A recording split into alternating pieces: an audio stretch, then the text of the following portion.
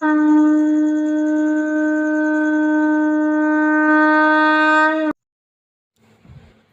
नमः शिवाय।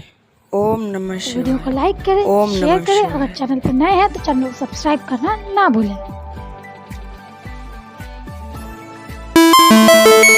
जो जाने का कार्यक्रम था माँ कामाख्या के दरबार गुवाहाटी आसाम में नीलगिरी पर्वत पर, वो दरबार द्वारा निरस्त कर दिया गया है और वह सारा कार्यक्रम हम लोग यहीं आश्रम में रहकर बनाएंगे। माँ कामाख्या के दरबार जो जाने का कार्यक्रम था वो दरबार की ओर से निरस्त कर दिया गया है। उसके पीछे कारण है कि माँ के मंदिर में जो जीव हत्याएं हो रही हैं, माँ के मंदिर में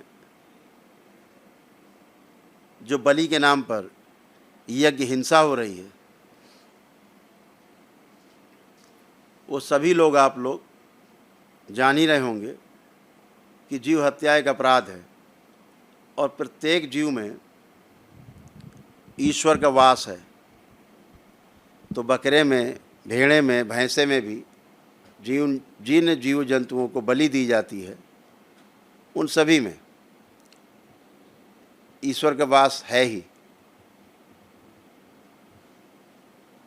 तो दरबार की दृष्टि में ये एक बहुत बड़ा अपराध है। जीव बलि किसी भी रूप में कोई भी सनातन धर्मी स्वीकार नहीं करेगा। ये सब तामसिक और अप्राकृतिक कार्य करने वालों के कृत्य हैं जिन्हें दरबार कभी भी समर्थन नहीं करता। माँ कामाख्या के दरबार ग्राम करौली में, कानपुर में स्थित है और माँ पूरी तरह यहाँ पर स्थिर हैं, अपने पूर्ण स्वरूप में यहाँ पर विद्यमान हैं, जिनका अंश माँ कामाख्या में विद्यमान है। माता को कतई पसंद नहीं कि किसी भी जीव की हत्या हो, कोई भी जीव की बलि यज्ञ में चढ़ाई जाए। तमाम ट्रांसलेशन गलत प्रकार से किए गए, संस्कृत के श्लोकों का गलत अर्थ निकाल करके अज का मतलब होता है बकरा संस्कृत में, लेकिन अज का अर्थ जो यज्ञ के संदर्भ में है उसका अर्थ होता 3 वर्ष पुराना अन्न। वह अन्न जिसको खेत में डालने पर अब बीज से पौधा नहीं बनेगा, उससे अनाज उत्पन्न नहीं होगा, कमज़ोर हो गया है, उस अन्न से हम यज्ञ करें, उसे अज कहा गया। वो अज को बकरा समझ करके बकरे को खाने वाले लोग, मांस खाने वाले लोगों ने उसको यह कह के प्रचारित किया कि जीव हत्या हो सकती है, अज माने बकरे की बलि हो सकती है। फिर तमाम जीव जंतुओं की बलि होने लगी। निश्चित रूप से हम मंदिरों में जाते हैं तो वहाँ से प्रेरणा लेने के लिए जाते हैं, अपने परिवार के साथ जाते हैं कि हमें पवित्रता महसूस हो, हमें एक अच्छी दिशा मिले, हमको जीने की दिशा मिले, समाज में प्रेम से रहने की दिशा मिले, हम प्रेम से भरे हुए हों, हम अहिंसक हों, हम एक दूसरे के सहयोगी बने। लेकिन अगर जा कर के मंदिर में यह दृश्य देखने को मिले कि सामने ही जीव हत्या हो रही है, जिसे माँ बिल्कुल पसंद नहीं करती, यह बलि दैत्यों को जाती है, दैत्यों के लिए ही बलि होती है, ये दैत्यों के काम हैं, ये माँ की प्रशंसा में या माँ को सुख पहुँचाने वाले या माँ को प्रसन्न करने वाला कृत्य बिल्कुल भी नहीं है।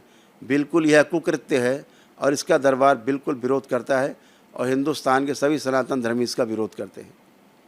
मेरा मंदिर प्रशासन से, वहाँ के ट्रस्ट से, वहाँ के जो पंडे पुजारी हैं, ख़ासतौर से उनसे, जो लोगों को प्रोत्साहित करते हैं बलि के लिए, ध्यान रखें भोग उनका भी तय होता है।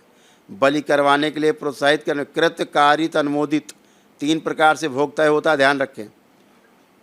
बलि के लिए प्रेरित करने वाला कि कर लो लाभ होगा, बलि करने वाला और उसका करवाने वाला भक्त, तीनों दोषी हैं और तीनों के कर्म भोगते होते हैं और तीनों को बहुत बुरी तरह से इसके जो दुष्परिणाम हैं वह प्राप्त होते हैं और इसीलिए आप कभी भी स्वस्थ नहीं होते हैं।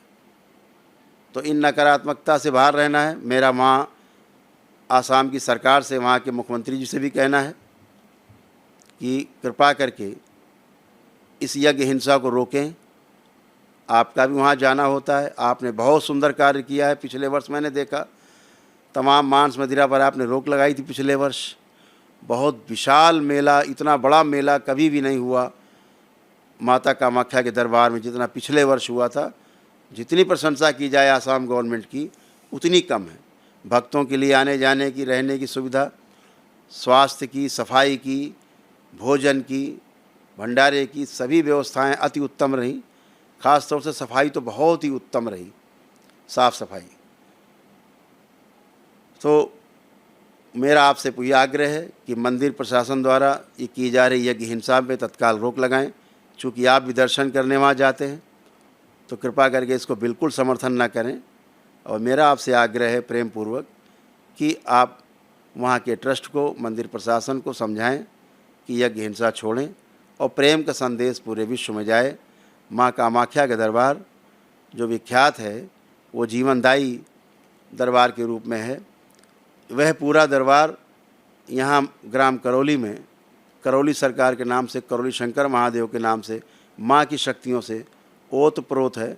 माँ स्वयं यहाँ उपस्थित है, माँ स्वयं यहाँ वर देने की मुद्रा में यहाँ पर उपस्थित है और माँ की उपस्थिति के कारण यहाँ आए व्यक्ति एक दिन में ही स्वस्थ होते हैं। जो तमाम उनके साध्य रोग हैं एक दिन में ही समाप्त हो जाते हैं। 400 प्रकार के कष्टों की रोगी नकारात्मक स्मृतियाँ सब नष्ट होती हैं, लोगों को लाभ होता है। इसीलिए लाभ होता है कि सात्विकता है यहाँ पर और माँ यहाँ पर है, इसलिए माँ का वहाँ केवल अंश ही है, ये ध्यान रखें। तो माँ को प्रसन्न रखने के लिए कि माँ का वो स्थान सुरक्षित रहे, सदा पवित्र रहे और माँ वहाँ प्रकाशित रहे उस नीलगिरी पर्वत पर और पूरे विश्व को पूरे दिशा देती रहे माँ और पूरी सुरक्षा देती रहे, इसलिए यज्ञ बलि वहाँ पर रोकी जाए। इसी के यज्ञ बलि होने के वहाँ पे विरोध में हम लोग मंदिर में प्रवेश नहीं कर रहे हैं और जब तक यज्ञ बलि वहाँ बंद नहीं हो जाएगी मंदिर परिसर के अंदर से, तब तक करौली शंकर महादेव के दरबार से कोई भी भक्त माँ के दरबार में दर्शन नहीं करने जाएगा। हम सारे दर्शन अपने माँ के मंदिर में जो यहाँ करौली धाम में स्थिर है यहीं करेंगे।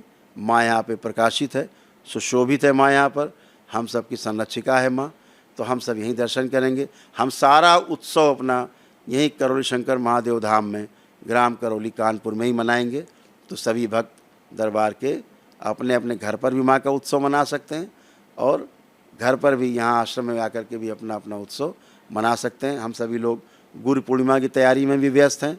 जो 3 जुलाई को गुरु पूर्णिमा है, जो प्रत्येक महीने यहाँ गुरु दीक्षा होती है, भव्य उत्सव बाबा और माँ के सम्मान में है, माता कामाख्या भगवान भोलेनाथ के सम्मान में है। तो गुरु पूर्णिमा को जो 3 तारीख को है उसमें आप सभी सादर आमंत्रित हैं। वह कार्यक्रम 5 दिन चलेगा, 1 तारीख से लेकर 5 तारीख तक।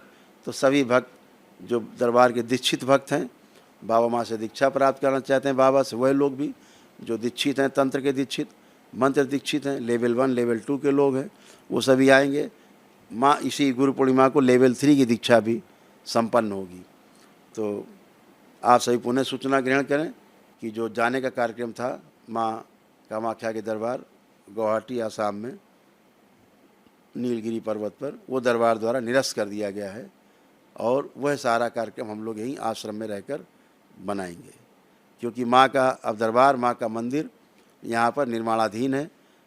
सभी 52 शक्तिपीठ एक साथ यहाँ निर्मित होंगी, सभी 12 ज्योतिर्लिंग एक साथ यहाँ पर होंगे, समस्त श्री 10 महाविद्याएँ और 9 दुर्गाएँ यहीं पर और समस्त 64 योगिनियाँ इसी मंदिर में विराजमान होंगी।